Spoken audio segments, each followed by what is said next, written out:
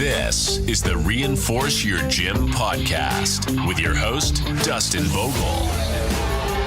This show is about arming gym owners with the tools, strategies, and lessons they need to take their business to the next level.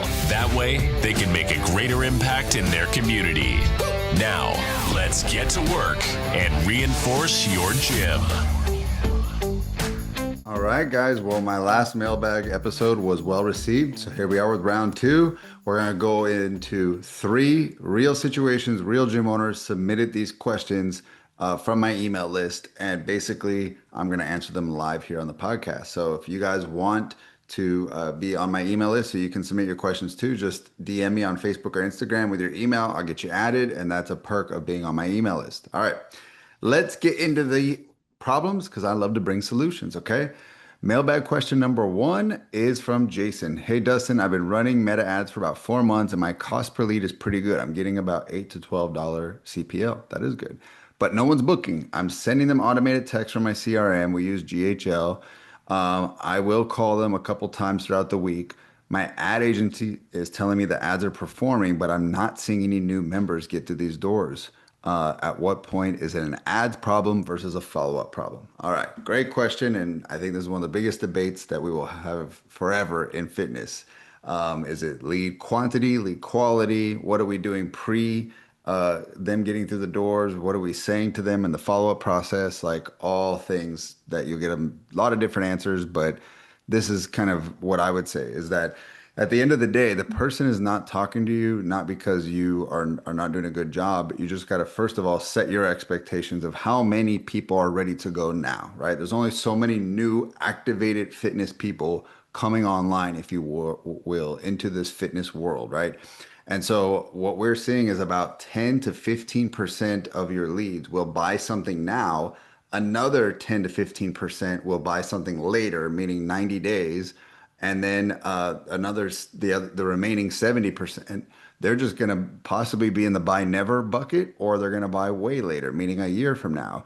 So that's the first thing is like set your expectations. Like how many leads should be buying for this to be healthy or unhealthy? And so my numbers between 10 to 30% of your leads should be buying something within 30 to 90 days. So if you're below that, I would guess it is definitely a marketing problem. If you're like, hey, I'm getting 5% or 1%. Something is off. Like you're targeting the wrong people. You're not getting a message to them that speaks to them. Maybe it's too bland. Again, it's kind of hard without knowing what your offer is and seeing your ad copy. I'm kind of flying blind, but I'm just telling you how my thought process works. That if my conversions are below 10 or 15%, we do have a marketing problem. Now, here's that's layer 1. Like let's kind of attack both. How do you fix your ads? How do you fix your follow-up? So your ads in an ideal situation speak to one avatar about one problem. All right. We do not want to be competing with big boxes and saying we have saunas and we can help you get more mobile. We can help you get stronger and lose weight. And we got kids program, adult program, older adult program. You're now a big box trying to serve everybody. And at that point, when you're a micro gym, a fitness studio, you're serving nobody because no one believes a gym your size can serve all those people well. Right. And so what we want to do is we want to say, hey, moms, if you want to transform your body, I'm running a mom's transformation program, right? Like that is very precise. Hey, busy professionals, I know time is of the essence. So I have a time saving, I forgot, I had like a clever title that I made once for people who are busybody. That's what I call it. The 30-day busybody program. So I basically said, hey, we know that you're busy. We know life is, not giving you a lot of time right now. Well, don't worry. You're going to literally walk in and the workout's going to be ready to go for you. And we're going to give you time-saving recipes and things that you can eat when you're dining out. And the whole process that we built was around what's a busy person need. So that's what I would say is like make your marketing speak to one person about one problem and make it as relatable as possible. And with this beautiful thing called AI, grab your ads and ask it. Say, is this relatable? Would someone read this and feel like I'm speaking to them? And it's going to give you a harsh response, right? And the beauty is I find a lot of people are very open to AI's feedback and they don't take it personal. But when a person says it, they do get a little bit more emotional and they do take it personal. So feed it to AI and let it do what it does and give you feedback, right? Now, in terms of the lead nurture, I would say the way that I've fixed that for a lot of gyms over the years is making it very conversational, right? When we write our text, sometimes we write a little too much corporate talk. That would be like sin number one. Sin number two is we write too long, right? Look at the way you text with a friend. It's probably one or two sentences. You talk, they talk. It's like this very fair exchange. I mean, I've seen gyms send a block of text and someone's going to read that and they're just going to abandon ship. They're like, there's no way I'm reading that. That's way too much work. So, bite size, like if you can rewind, how do I build a relationship? One bite size at a time. What do you do when you walk a room? Hi, what's your name? Hi, nice to meet you. Shake a hand. Bite size, right? We didn't get are you from around here? Yes. Awesome. What do you do for work, right? And so we're just starting to bite size our way towards it. Like, how long have you lived in the area? Do you got kids? And like, you fast forward those two guys that met at a party 2 years later might be great friends. But where did it start? It started with these bite sized little micro questions. So, same thing as you. I bet if you think of your favorite client, go back to the day you met them. What questions did you ask, right? How did you try to just get them to talk to you organically? What came natural? And again, if you struggle with thinking of what to ask, go to good old AI or call in us, the reinforcements. But essentially, it's like, hey, nice to meet you. Thanks for expressing interest. What made you reach out to us? Have you ever worked with a trainer before? What's your main fitness goal? Are you trying to lose weight or build strength? Any injuries we should know of? So this is a couple of examples of just bite-sizing your way, up to a relationship. And then you don't got to ask a whole lot. 3 to 5 is fine. Take them to the next step. Is it a call or is it in person? And move them there. That's how you fix the lead nurture. But I will tell you, the people who have really got it cranking for them, they put in a lot of media into their lead follow-up, right? They give testimonials, and sometimes it's a video testimonial, sometimes it's a screenshot of a 5-star review. But the gyms that are winning are really good at cranking out media on a regular basis. They have active social media accounts. They have video and photo built into their follow-up sequences. And this makes people trust, right? Why do we trust people we see on screen? For some reason, we feel like we know them, right? If I see a movie star, I never met this person, but I've seen 10 of their movies. We spent, each one's 2 hours. We spent 20 hours together.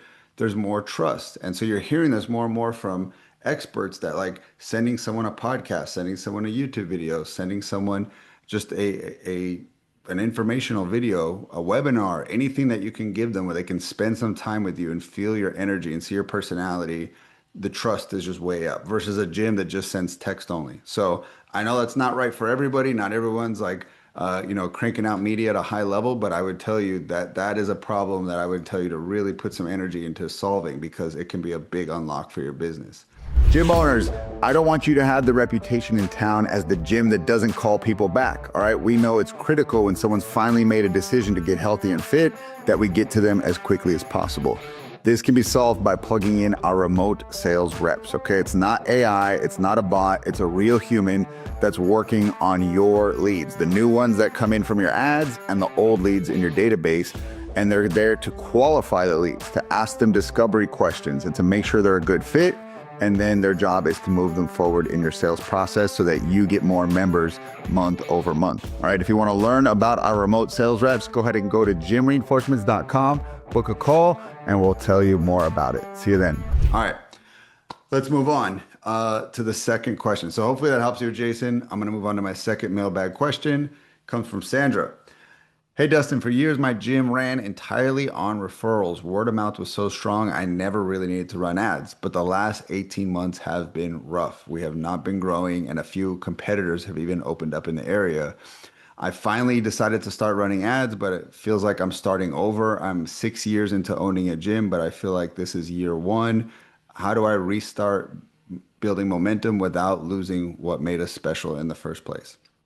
So I love that question because I think you're mindful of you want to grow your business, but you also don't want to sacrifice culture, right? And the way people feel. And I'll tell you, there's definitely a way to do that. I did it at my gyms, and I know many other gym owners who are doing it. So the first part is it doesn't have to be either or, because the way you framed that question, it made it almost sound like you have to do referrals or you have to run ads and there's no middle ground. Why not do both? In fact, that's what I did. That's how I grew my gyms, is we had paid ads going and I would send email and text blasts, and I would post in Facebook groups, and I'd ask for referrals, and I would check in with my past members on a regular basis. And all these things combined built a giant sales engine, right? Not one of them is going to be the ultimate answer, right? I think a lot of us think we want Facebook ads to be this amazing fishing rod that we can just keep pulling fish, but it's just one. And you want to be that fisherman that's got 8 rods on the shore, all trying to find fish, right? So like that's what I would say is number one, it's not a or, it's an and. It's paid ads and it's referrals going at the same time. And then the second part to make your referrals work better, if it sounds like they're not working so hot right now, maybe you just kept asking the same way. And so it kind of just wore your clients down. Maybe they're kind of bored of it. Maybe it's not so interesting. It's time to shake it up, I would say. It's time to put a new incentive in front of them or dress it up in a new way, right? So a couple of ways you can ask for referrals. Friends and Family Week. Hey, special VIP access. You guys can bring your friends and family only. This is not open to the public. This is just for clients. Next week, it's on me. I'm going to cover their costs because you got to be honest. Like you actually are taking on some expense. You're paying a coach to talk to them, to work, right? To pay them for that hour, to run a session, to coach them on their form. Like they are working, and so you are eating the cost. So that kind of makes you look like a big shot, right? If I go into a restaurant and I say, "Hey guys, dinner's on me. No one get your wallets out." I look like this big shot. Well, if I say, "Hey guys, no one's picking up a session, fee. I'm covering it. Our drop-ins are usually $25. I got you all." That makes you look like a big shot. So that's how you want to frame the VIP pass to your clients is like, I'm going to allow you to bring your friends in for a week and I'm not going to charge you or them or anything. Like I'm hooking you up. That's a cool one, right? Not a whole lot of work. The other one is putting up some sort of prize. You can say, hey guys, for the next 2 weeks, anyone brings me a member, I got a nice $100 bill right here for you, right? And you want to have real $100 bills. You like it's nothing gets people excited like putting cash in their hands. Feels like they want a game show. And especially if you do it in front of their peers, it gives them some status. So that's another one. And you can put a timeline between this date and this date. Any referrals earns you $100, right? The other one that we love to do is putting a cool prize, like an Apple Watch on the line. And you could say, hey guys, we're going to do a big raffle. Every referral you bring me, you get a ticket in the bowl. After 2 weeks, I'm going to be putting my hand in this bowl. I'm going to be pulling out tickets. First place gets the Apple Watch. Second place gets a free month of membership. And third place gets a $100, gift card. Uh, let's go, right? Like bring me your referrals. And then the other part is you want the referrals to be buying a cool program. You don't want to just say, have them call me, have them text me. It's like, we want you to refer because we're starting this 6-week transformation program where you have a 30-day jump start. It's very beginner friendly. If you bring them in and they sign up for the 30-day beginner, jump start, we're going to put you a ticket in the bowl. Have a program that they're going to sign up for that's got like a cool title and a cool kind of call out of the result and outcome they're going to get. That gives them ammo of what to talk about rather than saying, come check out my gym. You'll love my gym. They'll take good care of you. Give them some bullet points about a program that they're going to be talking to, right? So that's a few ways. I'll just, stop there. There's a few ways to dress up your referral program and make it interesting. And I think we live in our gym, so we know we're always accepting referrals, but your members are not thinking about your gym all day. They got work, they got errands, they got kids, they got life. They're not thinking, I got to grow my gym. So you have to remind them with these little campaigns that I would do probably about every quarter, right? I would just dress up a new way of asking for a referral and I would launch it and I would put a timeline between these dates, guys, we want you to refer. And that way it was like a reason that we're blasting it out on text and email and really getting the word out. And it was a full campaign, right? So hopefully that helps you, Sandra. Message me on Facebook or Instagram if you got any follow-up questions. All right, I'm going to my third and final mailbag question. This is from David. Dustin, I have about 40 open spots in my gym, and my business partner keeps pushing me to run a discount promotion, like $1 for the first month or a heavily reduced rate on their first month of membership just to get people in the door. I hate the idea, but I also don't like seeing these empty slots in my morning sessions. We've gone back and forth on this for weeks and we can't agree. Is discounting ever the right move, or does it just attract the wrong people? Yeah, great question. I think again, another popular debate in the land of fitness. So I am of the belief that discounts do serve a purpose. In terms of salespeople, it's usually good for a junior salesperson to let them get their confidence up. like sales will keep coming when someone's in momentum, right? When I make a sale, then it's like they say, all right, you're on a streak, don't stop, pick up the phone, like keep selling because you just like entered momentum.